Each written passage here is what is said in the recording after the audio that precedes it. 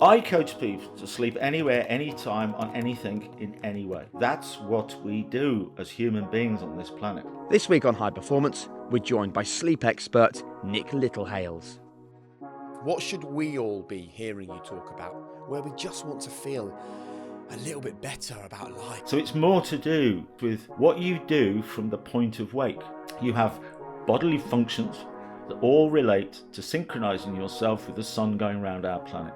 Up until electric light came along, there's no evidence that human beings tried to sleep in one block.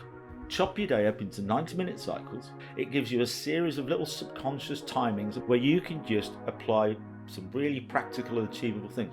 It could be just looking outside. It could be a bit of mindfulness. Could be a bit of meditation. But the most important thing is your exposure to blue light. I've never had a conversation with anyone in 44 years about how does your 24-hour cycle look? Break it down into 90-minute blocks. Make sure you get the light first thing in the morning. You've not got to go and join the gym. You haven't got to go and buy some new equipment or buy some expensive products. You can just start this tomorrow morning. Well, Nick, thank you very much for joining us on High Performance. From a sleep perspective, what is your definition of high performance? Well, there's so many sort of what we call sort of human recovery variabilities when it comes to sleep. I think the high performance in my world in elite sport and sleep was about identifying what you want to do, define what you could do, define what you need to do, and then get on with it. And either way, get it done, right? In elite sport, they have all of the objectives and motivations, goals and needs to achieve in certain timescales. But a lot of cases, things get in the way. And sleep can be a bit like that. I think that's where the sort of high performance factor in my world has always come across is, getting it done and not dropping off the process that you're on. Yeah. I think where there's a real value in this conversation for the listeners is that if you talk about most people when it comes to sleep, they go, well, I'd like a bit more. And I'd ideally not like to be knackered most of the day and to be able to get to Friday without feeling like I'm not going to make it. So from the kind of non-elite sports perspective, what should we all be hearing you talk about where we just want to feel a little bit better about life, a bit more energy so we can actually go and get the stuff done we really want to do? Yeah, that old nugget. One of the biggest disruptors to sleep is actually worrying about it. Certainly in my journey, there was no definitive approach. So like get your 8 hours, don't eat too late, put your room at this temperature. And you just went, well, I can't do any of those. So I just have to make up a random approach to it. So it's more to do, guys, with what you do from the point of wake. When you go to sleep, your brain takes over, right? You're now out of control, right? So that's a reflection of everything you've done from the point of wake. So I started to put things in place that would allow you to create that more natural recovery process and just change the language a little bit, because like you just said, you mentioned sleep and somebody just mentions these things, but it's not a performance criteria. It doesn't stop you taking the kids to school. It doesn't stop you flying planes or doesn't stop you going to training. So it's kind of, well, if that's the case, why do we know it's so important? Why have we got this fear factor that if we don't get our 8 hours, we're going to die later in life? And it's sort of, well, there must be a better way of looking at it, not necessarily how we do it, but a more natural approach to it. So I think that's where I started to find some success. But it was really just trying to find certain key factors. I call them KSRIs, key sleep recovery indicators. Finding little things that you can do from the minute you wake up right the way around to the point when you go to sleep again, to really give your brain a chance to reveal and optimize your recovery and stop you worrying about it.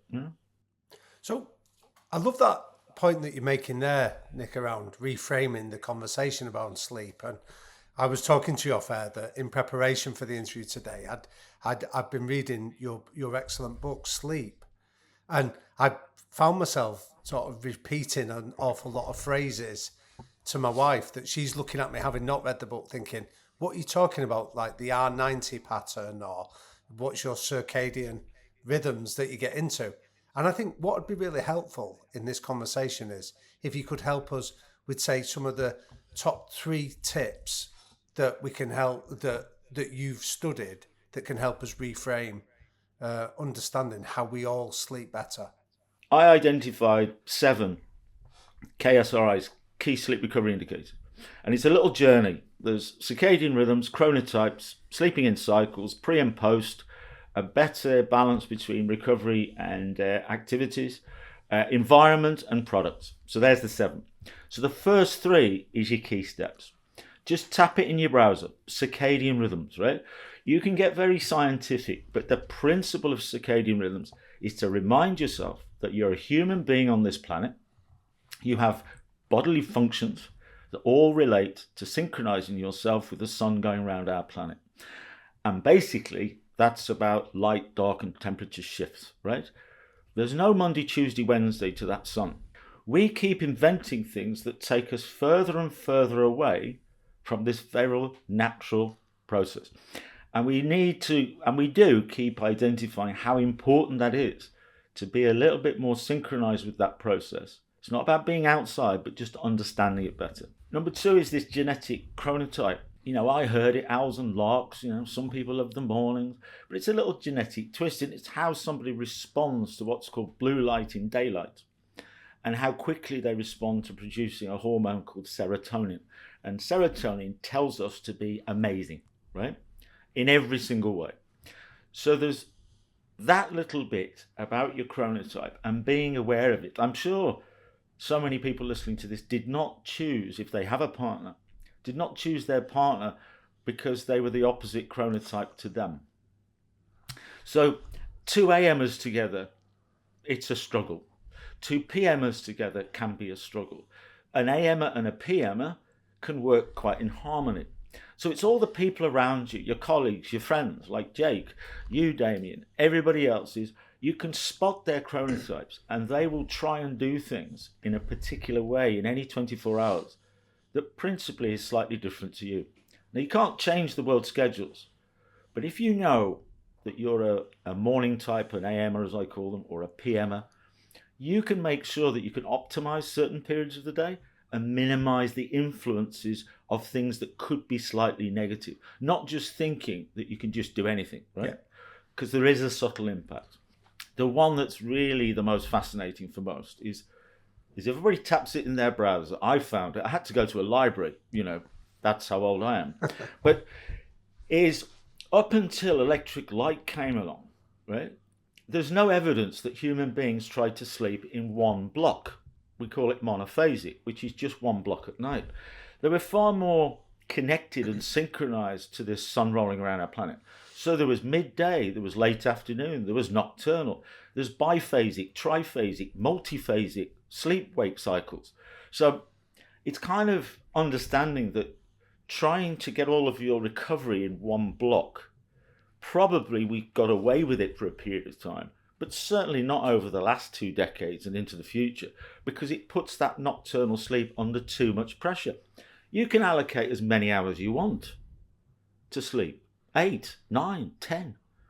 But it doesn't mean to say you're going to sleep, because it's your brain trying to reveal what you've been up to every day. So circadian rhythms, just get more aware of it.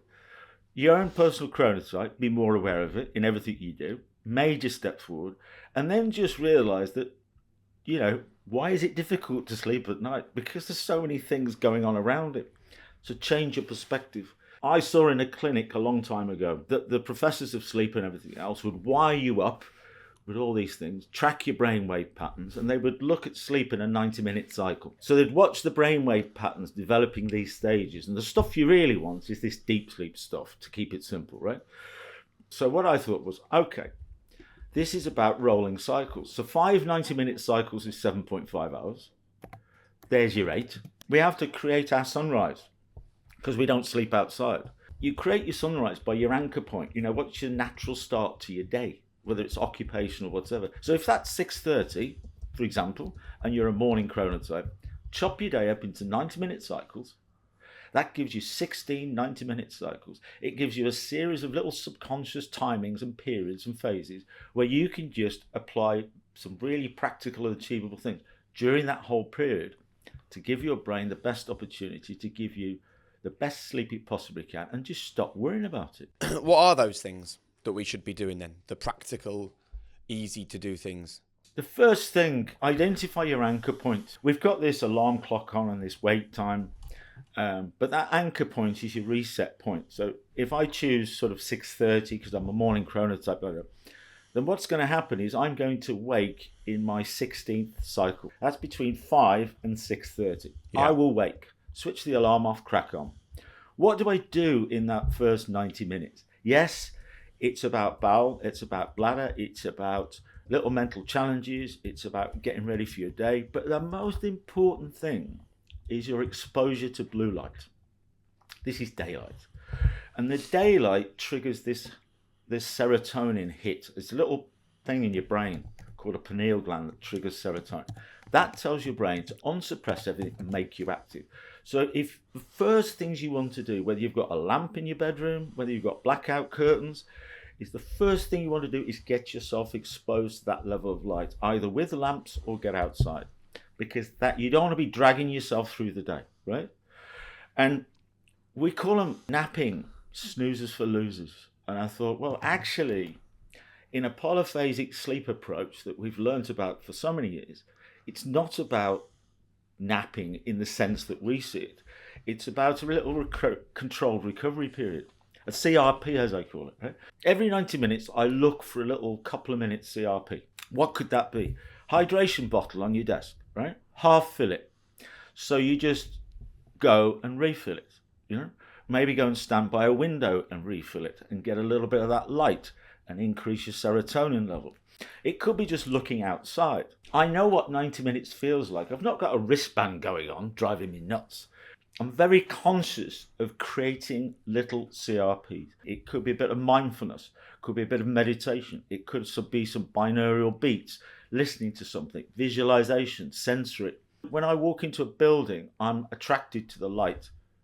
You know, so if I see windows down that side of the building, I'll walk that way to get to A and B rather than that way. And you start to get a really nice relationship about that balance, that recovery rhythm, about little moments. There's loads of them, but we mess it up because we fill them up with everything else that we need to do because we're so tech orientated. I find this so interesting. I didn't think that on a conversation about sleep, we'd be talking about looking for light. I thought you'd be saying, find a dark cupboard, get away from everyone, put on some AirPods, put on some meditation music. And so, can I just dive into a few of the little things that you've mentioned so far? Mm-hmm. The evening, the AM, PM thing. So I regularly, without an alarm, wake up at 6:15. My wife regularly is struggling to get out of bed when I take her a cup of tea at 7:15. I am exhausted by 8 p.m. and she's like, what should we do? Or what should we watch? Should we go in the gym? Is there anything I can do to be better in the evening and anything she can do to be better in the morning? Yeah. So if we had a little bit more education, like, you know, when parents are bringing their kids into the world, they sleep polyphasically, kids, right? Because they're in the formative growth years. So they just sleep, eat, you know, look after them, go back to sleep again. And it just shifts as they go along. So if we were spotting that anyway, what you would spot is that that's probably a good partner for me. Yeah.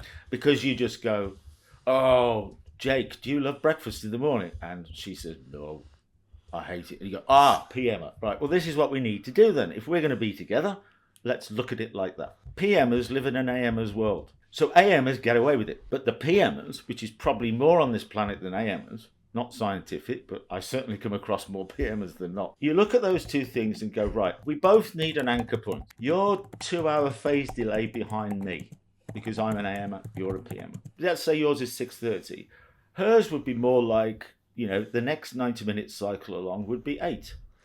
Then you've got 9:30. If you both had your wonderful island, in complete control, she would probably choose 9:30 as her anchor point. You choose 6:30, right? Yeah. Now that ain't going to change. But what you find is if you both choose 6:30, because that's the AMer's world, right? You can't start your day at 9:30 in today's world unless you're very lucky. So you're both doing 6:30. You both realise that your wife is 2 full 90-minute cycles early. So her relationship with light is even more important than yours, right? She's got to get up. She's got to have an unrushed start to her day. She's got to be able to get that serotonin going, because that's appetite and bowel. How many people just wake up, hit the alarm, jump on the tube or the metro, jump in their car and eat a nutritional bar and have a drink while they're driving, or while they're getting to work, or trying to sort that out when they get there at work, half asleep? You've got to start your day earlier, and you've got to give yourself some space with that light and everything else. Now the next bit. So what I would do straight away is you chop your day up into 90-minute cycles from your 6:30, Jake. You've got these little phases, and you've got these little moments when you can grab a little recovery break. So what you do, 11 o'clock at night into 6:30 is 5 90-minute cycles, okay? But there's also 4 cycles, which is 6 hours. And when you start looking at that, you can say, well, for me as an AMer, I would much rather look as a targeted, I'm presenting myself to sleep time, closer to 12:30 rather than 11, and look for a really good 4 cycles and 6 hours, right? Because if I can increase the quality in that period, less disturbances, I'm going to come out of it better. Then with the little CRPs every 90 minutes, little couple of minutes, little this, grab a moment. The other bit we put in is a 30-minute cycle, because that's 30% of 90, all right? A 30-minute cycle, aka your nap period.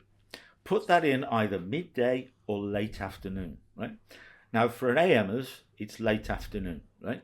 Right.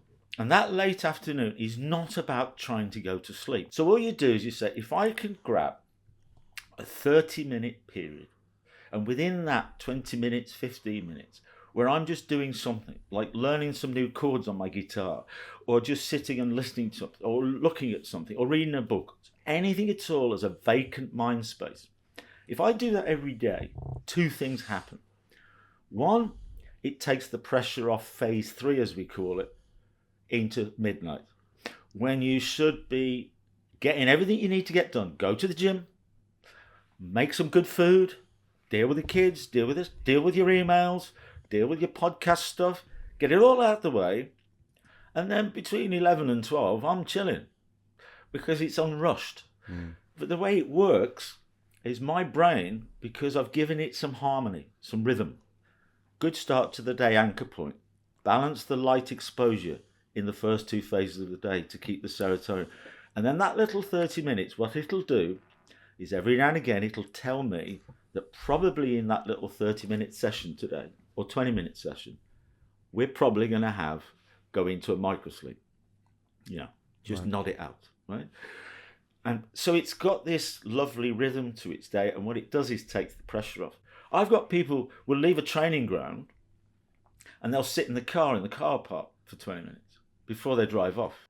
And just to be clear, we're not talking about sleeping in those periods. What we're saying is doing something that relaxes you in a different way, gives you a kind of similar benefit. Because the worry I've now got is, if I do all that, and am I going to get enough sleep if I'm dropping off at 11:30, midnight, and getting up at 6:30? Will I not? I sort of worry then about that hour or 2 less that I might be in bed. I think when you actually look, we've got trackers now, which we didn't have before, around sleep and everything. Just because you're following an approach of get your 8 hours at night, do you get those restorative sleep stages? Because they only appear in the first 2 cycles of your sleep, right? So you start 11 o'clock, the first 90 minutes into 12:30, your brain is trying to go, okay, we're in a sleep state now. Starts processing stuff, we're still digesting food, partners, noise, all that sort of stuff. Thoughts, anxiety. It'll start to look for the deep sleep stages.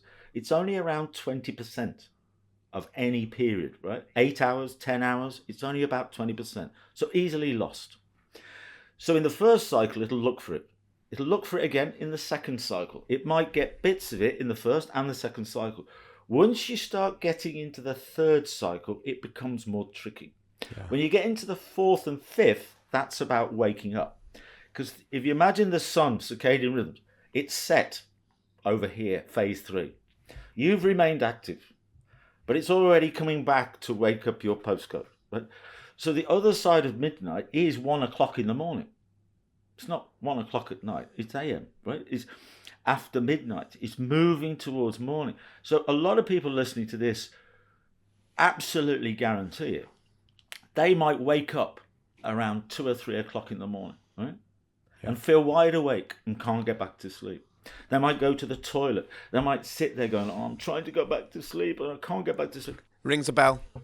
If you look at the polyphasic approach, it's absolutely natural to wake up around 2 or 3 o'clock in the morning after you've had 2 cycles before and after midnight. Right? That's what I do. And then I panic. Every night at 2:30. Why am I not asleep? What's going on? Now I'm going to have an awful day tomorrow. Yeah, before light, you'd be active for a cycle or so.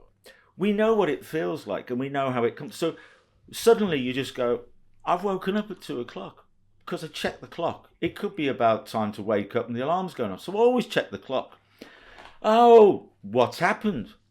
I probably got a bit of deep sleep in the first cycle, a bit of deep sleep in the second cycle, balanced with some light sleep recovery. I had a good day yesterday, lots of CRPs, little 20-minute when I just nodded it off in my desk, did that. That was the brain telling me, not me. Wow. So let's just remain active, not fully active. Yeah. But the sleep onset will come back. So do you get up out of bed at those times? Well, yeah, the principle is yes. Right. It's doing things that what you class as being non-stimulating. It's not switching all the lights on, but it could be reading. It could be watching something. It could be, making something good for tomorrow's lunch. It could be ironing a shirt. It could be just sitting there and, listening to some music. It will come back, right? It will find you and you get another cycle. So the point was there, if I can focus my day from a sort of circa 12 o'clock target time rather than 11, which puts me under a bit of pressure, is that maybe my brain will go in and grab that deep sleep in my first cycle, a full 20%, because I'm not still digesting food. I'm not still walking around filling up my bladder to wake up to go to the toilet. I've managed to get rid of all those thoughts and anxieties. Now I'm completely chilled. And the last thing I did was something for me. Yeah. I got one player, we shifted it, and they would just sit there and start playing some chords on the guitar that they never get a chance to do. So you stop thinking about that sort of time as it's dark and you should be asleep. You're just looking at it as a 24-hour rolling process.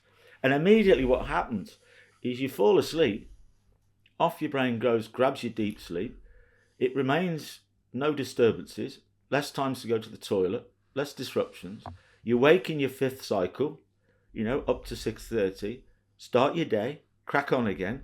Little 20 minutes in the afternoon starts to become far more important. You cannot, I don't care how successful your high performance podcast is, guys, you cannot do a podcast with me between 4 and 6 o'clock. Because that's where I have to squeeze in my 20 minutes. And that could be doing nothing more than taking the dog for a walk. Because I didn't get the nudge from the brain. Yeah. But it helps me do all sorts of things. So, anybody from a clinical aspect, Nick's telling you to get less sleep. No, I'm not. I'm just saying how many people get a solid 8 hours, 365, through all of those seasons, all of those changes. Yes, it's important. Yes, you need hours in a sleep state every day. But stop worrying about it. Yeah. How am I going to sleep on Friday? Don't care. Because every day, all I'm thinking about is, how does my 5 cycles a day, best 5 a day, 5 cycles, how does that look? 4 at night, 6 little CRPs throughout the day, every 90 minutes, little 20-minute cycle there. So I might be looking at 28 cycles, 40, so many CRPs, 7 little 30-minute ones. And suddenly the language just changes. Yeah. And the coaches and anybody looking at it, but it's the same for anybody. They just go, okay, we're looking for 5 90-minute cycles a day. We're looking at cycles. We're looking at how that reveals itself. And maybe sometimes we're actually targeting not to sleep at all. Because, Jake, we all know, David, is sometimes, a game of football the night before. There's so much adrenaline, there's so much cortisol, anxiety and stress. I might get injured and never play. I might have to go home and miss it.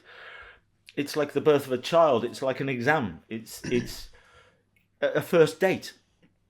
All of these things create so many things that says the last thing you want to be doing is trying to force yourself to sleep. We all can smash it the following day.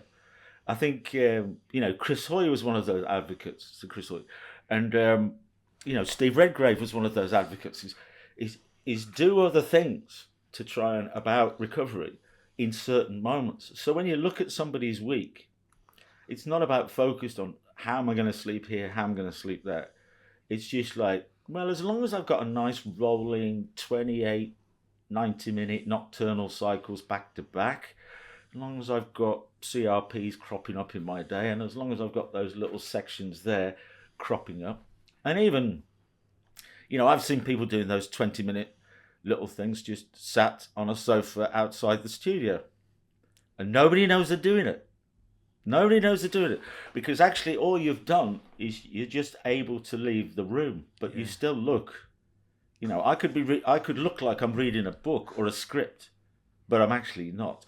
I can do CRPs in front of you guys. You just think I'm a good listener because I don't say anything for a few minutes. You know what I mean? Very interesting. Yeah. So Nick, can I ask you from a parent's point of view? Because I think, as the father of a 13-year-old and a 10-year-old, I think one of the... Good luck. Yeah, thank you. But I think one of the biggest areas of conflict, especially with my 13-year-old son, is getting him to go to bed at a decent time because of he's got school the next day and he's got to get up. What types of tips and advice could you offer parents in terms of getting kids to bed on time and getting better sleep hygiene for them? Oh, the sleep hygiene. It's a devil in itself, that. It makes you feel like you've got to, disinfect yourself. I think the first thing to do is just catch up really quick on this sort of basic element of awareness, right? Then you can look at your two children in a slightly different way, and your wife and yourself, and just go, look, there's probably some things in our everyday behavior that we could start to subtly change in a practical, achievable way. It's a bit like telling one of your children to do their homework, before they go to bed or before tea. They're a PMer. They're okay with that, but not your AMer child. They would have liked to have done it earlier, right? Yeah. So it's little things like that. There's the light exposure. We get things like, blue blocker glasses, shut your tech down, blue light's bad for you. Get to bed and get your 8 hours. What do you do with your children from the start of your day? Are you creating an anchor point for them? Have you got a lamp in their room, right? Yep. Not to help the AMer. Me and Jake are fine. We just get up and off we go. But the PMer needs a bit of help, right? To get to the breakfast table, to start their day. And rather than focus on, what can we do to get them to bed, you focus on, now, as two parents, if you were thinking polyphasically, right, in a sleep-wake cycle, in what we're talking about today, if you were aware of that, you would have been a more polyphasic couple than monophasic couple. As soon as you found out you're going to have your first child, during those 9 months, you would have really been able to manipulate your polyphasic approach because you know what's coming, but it's not unusual. Then as the kids start to go through that period, your polyphasic approach would be able to intertwine with their polyphasic approach. So there'd be less impact on all of you. And as they get a bit older and start to move, the last thing you want to do is what you're doing as parents. You're trying to get those kids to sleep monophasically all through the night, like you, not for their benefit, so that you can have some social time as parents. Yeah. So you shift it back and go, hang on a minute, we watch elite athletes, footballers have to take penalties at 11 o'clock at night, or swimmers on the other side of the world trying to do all sorts of, and you just think, hang on a minute, if my son wants to, I can identify with him that's the best moments in his day, then we can look at it slightly differently and make some subtle changes that really helps him, so it becomes less difficult for him to go to sleep and enjoy his sleep, because you've got more of an understanding of what you're doing. It's a bit of it needs a little bit more explanation, but I think you're already on that journey now, aren't you? Yeah, definitely. That's really helpful. Thank you. Yeah, I think when we settle down to watch The Crown on Netflix and he's hanging around, I'll be a bit more understanding. What I've seen a real growth in is the fact that technology allows us to get anything we want at the end of our fingertips, right? And what that does is mean that we can get led down garden paths. It means we can find really positive things out. We can do really positive things with our tech. But at the end of the day, there is an addictive behavior. So I get brought into clubs or to individuals because they might be using sleeping tablets. They might be using supplements. They might be using all little things that they can get online and delivered to their house. And nobody knows they're doing it, and it's similar with a sort of tracker.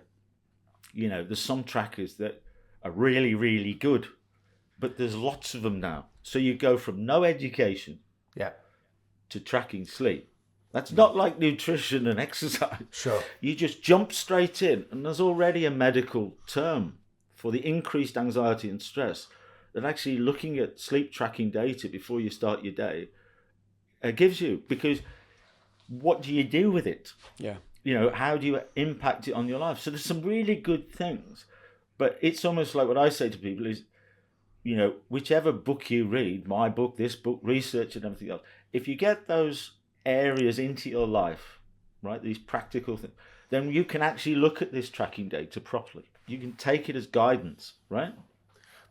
What you don't look at it is definitive, because that's where it becomes more of a problem. So can I ask about technology then? Because that leads us into some of the top tips that, as we prepare to go to bed to get our 90-minute cycles in, what are the kind of things that we can be doing to ease that transition into those cycles? So I'm asking specifically about technology, about eating, and like the kind of bedroom environment that we sleep in.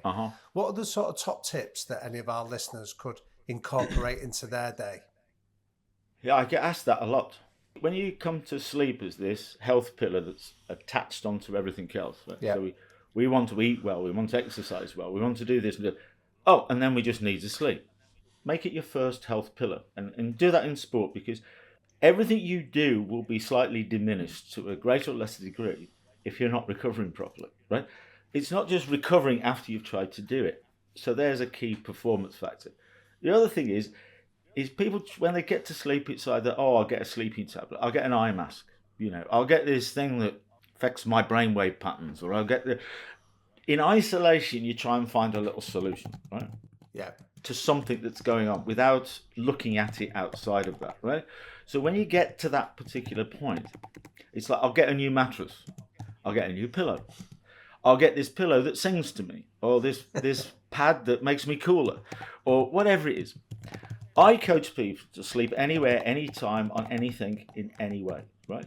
That's what we do as human beings on this planet. So wherever that person is, up the side of a mountain in a sack, or crossing the America on a mountain bike in the race across America, or sailing around the world for 3 months on your own in a race, right? That's what you have to do, and you can do it. So when it comes to sort of things in isolation, back to pre-sleep, there's only certain things you want to be worried about. Is take the pressure off that phase 3, like we talked about before with Jake. Get your little recovery moments in. Start your day well. Get that little moment, like you take your son for a walk, right? That's the 20-minute bit, isn't it? Or it could turn into sitting on a bench. It could turn into sitting by the river and the coast. Isn't it amazing? Suddenly, just step outside, sit on a bench, by a river, by a coast, in the woods, whatever, and life is not as bad as it seems quite quickly, does it? That's the serotonin of the light, and that's the balance, right? So pre-sleep is nothing more than creating that space, like we talked about with Jay. Create that bit of extra space so you do all the things you want to do without pressure and worry, right? Get those emails done, get that done, get your homework done, eat some good food, freshly made, get that out, watch a nice David Attenborough movie, whatever, listen to some music, play some games, be on your tech, be off your tech, but it creates that little bit extra space. So pre-sleep is nothing more than warm to cool and light to dark. That's the rhythm of our 24 hours in circadian. warm to cool, not cold, and light to dark, right? That's the bit that you focus on in that phase 3, right? The bit you want to focus on is your post-sleep. Whatever happened last night, when I'm coaching people like in the military, which is always a bit frightening around the world, but I get dragged into it because of the book. I like to hide away in sport, but there you go. It's sort of like, it's like do a 180, as they call it, which scared the pants out of me. But when anything really goes wrong as a squad, they go up to the wall and chuck it in the wall, right? Turn around and walk away. So it's not like you can get rid of it, but it's like do this 180. So I think it's the same thing. When you wake up in the morning, what time is it? Just before the alarm's going to go off in that 5th cycle. That's okay. What are you going to do now? Forget what happened last night. You woke up 6 times. Who cares? Did you feel refreshed? I don't care. It's sort of take the emphasis away from that. And suddenly you start waking up in the morning and going, wow, I slept all the way through. How did that happen? Oh, it must be what I'm doing. It's starting to have more of an impact. So light, masses of light, get that start to your day right, and the rest of it all sorts of follows. So there are certain things you can bring into your world outside interventions, like a tracker, like a supplement, like a bit of a gadget, maybe an eye mask, maybe something along those routes. You can bring it in, maybe a pillow, maybe get yourself a new mattress or something like that if you want to. But until you've gone on this journey, which we're touching on very briefly, but it's sort of, unless you've gone on that sort of 7 KSR journey, you can't make considered choices about these sort of things. It's like blackout blinds. We need to darken the room off and get blackout blinds. So it's absolute.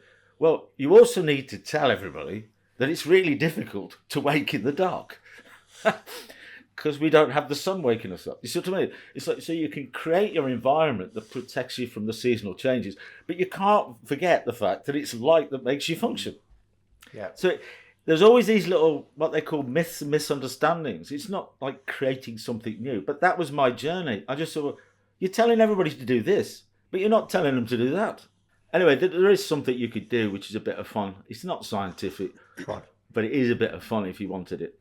I think you'd enjoy it, Jake. It's got these young athletes, and the coaches are telling them to shut the tech down and all this sort of stuff, and I'm just standing there, oh, come on.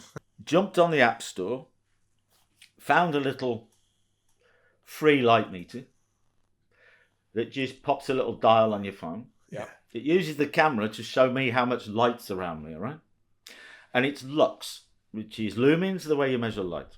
So the first thing you get a nice understanding about is that I'm sat here, and probably where you are, Jake, and you, Damien, is mine's measuring about 32 lux, even in front of this computer. You might be able to see. Oh, yeah. It's gone up to a bit. As I get closer, 205, goes up a bit. yeah. Just here, just there. Right?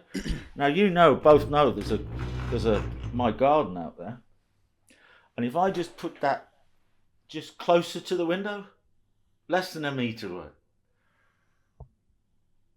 4,500. Bloody hell! Wow. If I step outside, it could be right now 80,000 lux.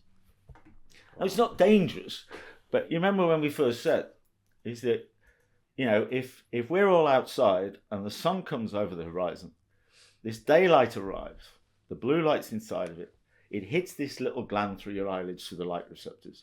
It shifts you from a melatonin world, which we hadn't touched on, but that's diminished light, into a serotonin world, and that's happy, motivation, alertness, challenges, just being great as a person, right? So you just, first of all, get that thought process is everywhere you go, right? You can get scientific light meters, but everywhere you go, where Jake is sat right now, right? So what you do, I've already downloaded it. Exactly right. So it's like outside. Right, seasonal dependent. Yeah. That's another one. Get rid of daylight saving time. Yeah. I think America's going to do it next October 23. They're going to can it because are they? it only affects a certain level of the population. It's seasonal affective disorder. It's our exposure to light. I wake up in the morning on days like this, and before I got my jeans on, it's going dark. Yeah. You know what I mean?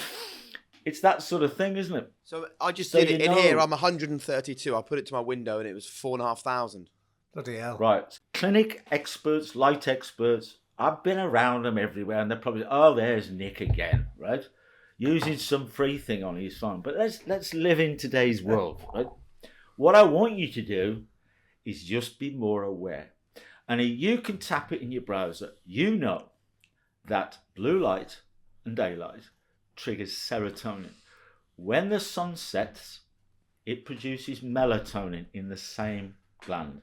And the melatonin tells you to suppress everything. It doesn't override you. It just sends a message to the brain to suppress functions. And the other one sends a message to unsuppress functions. So you know that, and it's fact. And it's produced by light.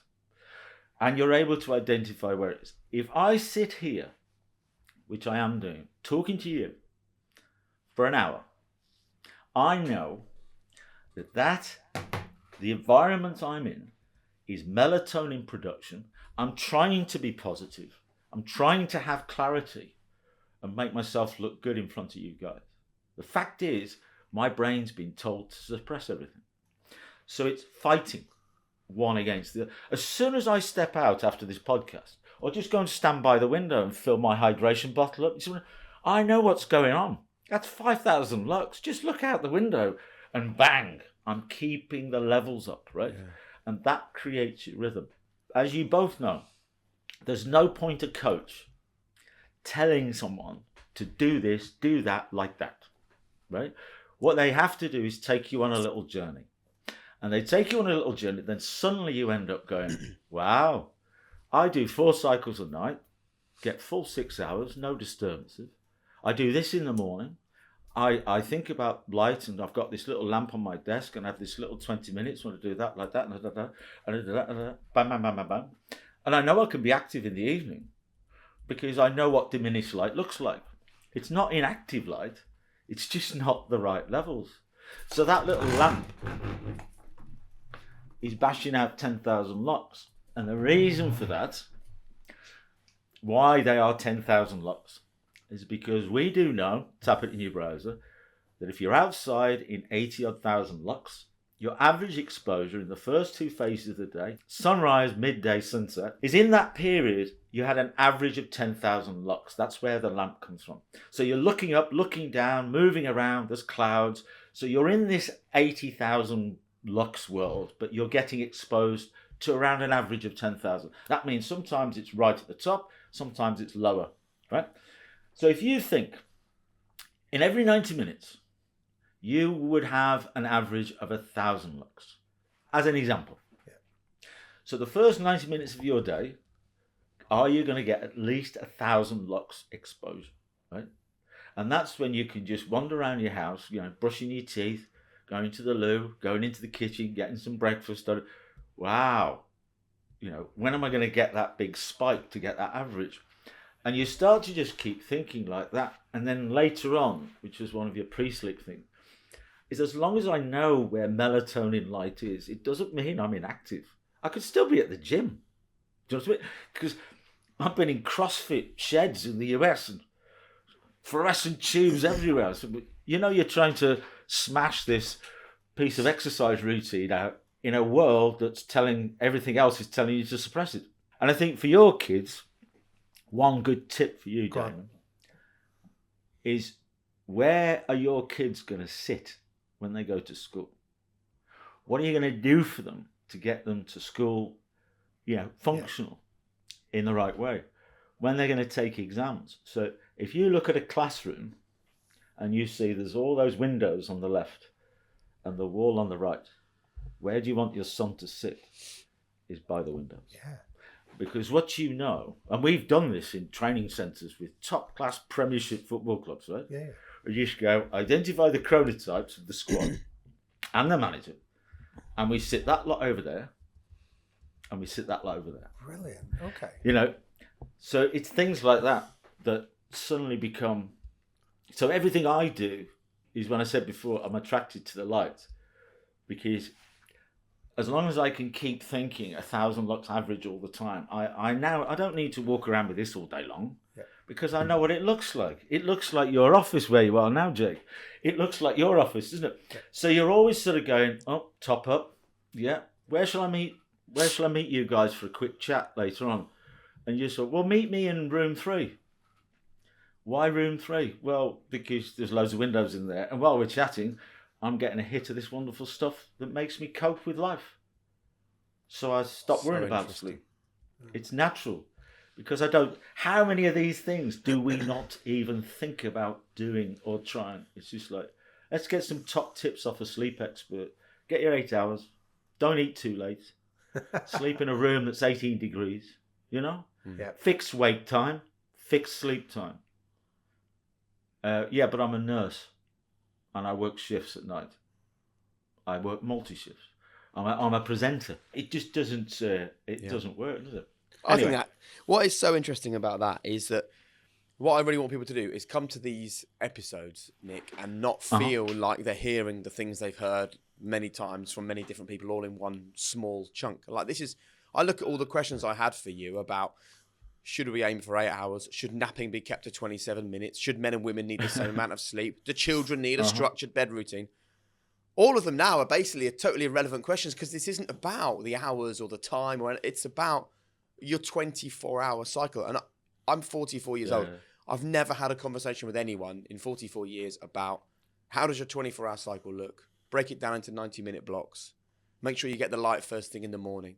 Make sure you have this 20-minute gap sometime mid-afternoon so that you can refresh yourself.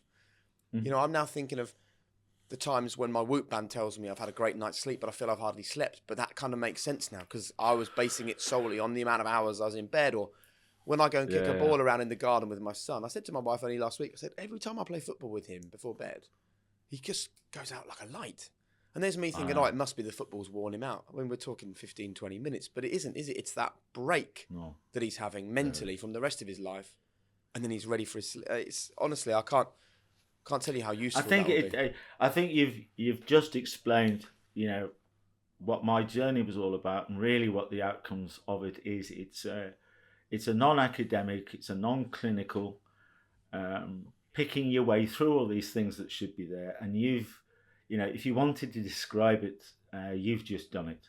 A lot of people, when they read, I got asked to write this book. I didn't want to. I got asked to write it. What they say is, I read your book, you know, and I think, in fact, I know that I knew everything about what was in that book. But I'm not doing it. It's just like, you just suddenly described, well, just being outside, having a kickabout in the evening, you know. It is diminished light. It's not proper daylight yet. It changes into some little tiny things of all those factors just add up and you go, why haven't I been doing this? Just because life tells us, forget about everything else, get 8 hours. Yeah. And if you're not getting 8 hours, panic. And if you wake up in the night, worry. Yeah. And then you tell yourself all morning, I'm going to feel awful today because I had no sleep. So you load up on the coffee, you get a kick, you get a drop, and then it reinforces the fact that it was the lack of sleep. And it isn't. It's the 24-hour routine. Fantastic. Thank you so much, man. Yeah, thanks. I mean, I'd echo what Jake said. I think when I read it, I think what I found really refreshing about your approach was the fact that there are very few rules. You know, like I love that idea that you said this is about living life and everything. So there was no hard and fast rules. It was more around making it and accommodating it. You know, you mentioned that about, you know, I want you to be able to go out and have a night out at a party without worrying about sleep on the back of it. I found it really liberating. So this conversation's really reinforced it. Thank you. It's been good fun. Anybody listening to this, if they listen to the way, you know, you've just described it yourselves, is just take that as your first step. You know, think it's very practical. It's very achievable. You've not got to go and join the gym. You haven't got to go and buy some new equipment or buy some expensive product or get this or get that. You just literally, you can just start this tomorrow morning, right? You can just start reflecting these things. And that's why they call it a game changer. Put in sleep first. Stop talking about sleep. Get this concept about the cycles. Get this concept about your relationship. And off you go. I've got no time for those 20 minutes, Jake will tell me, Damian tells me. I've got no time for those 20 minutes late afternoon. I said, do you know how much time you waste every day? Yeah. Because I could have probably answered all of your questions a bit quicker, a bit more clarity, a bit more, that's it, right?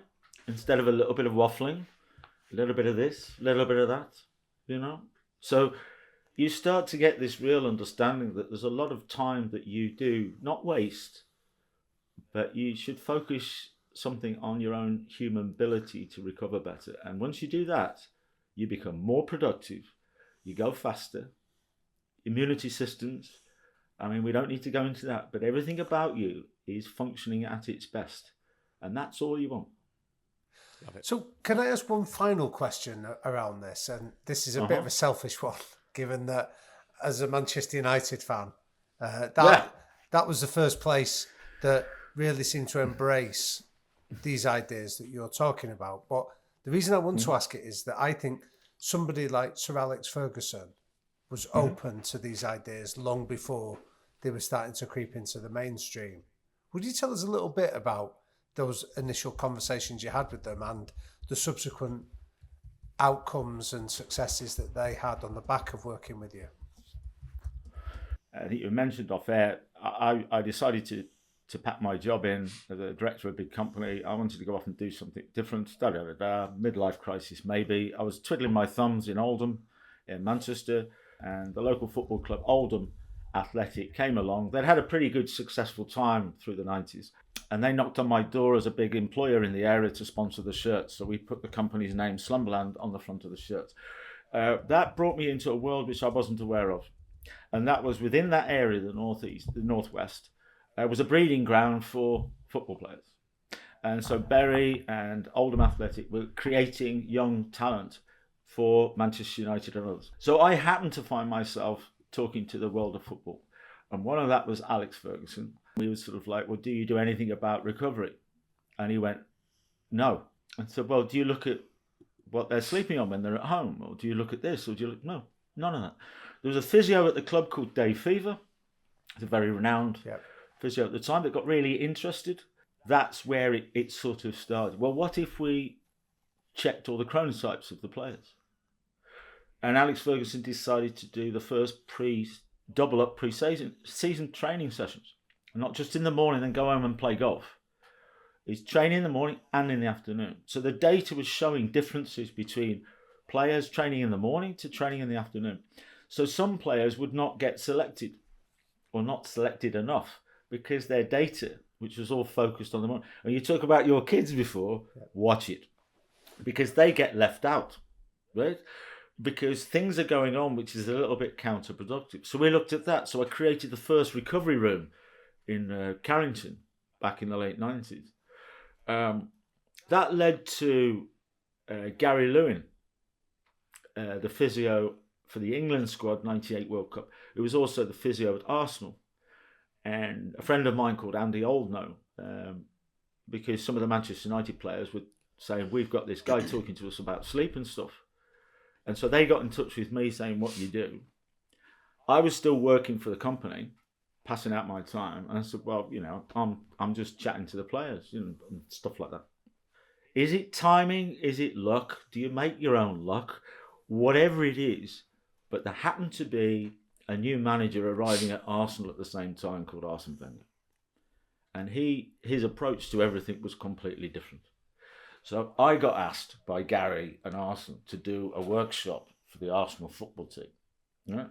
And it was at that point when I started that journey of developing how on earth am I going to talk to a multicultural football team in this way. So that's really where but I have to say, if it wasn't Alex Ferguson, I'm not saying Manchester United, I'm an Aston Villa fan, so I don't have any relationship. There was one other manager at the time who was of a similar mindset, and that was Sam Allardyce. Yeah. And him and Alex were very much sort of starting that journey, but there was no sports science. There was very little data collection.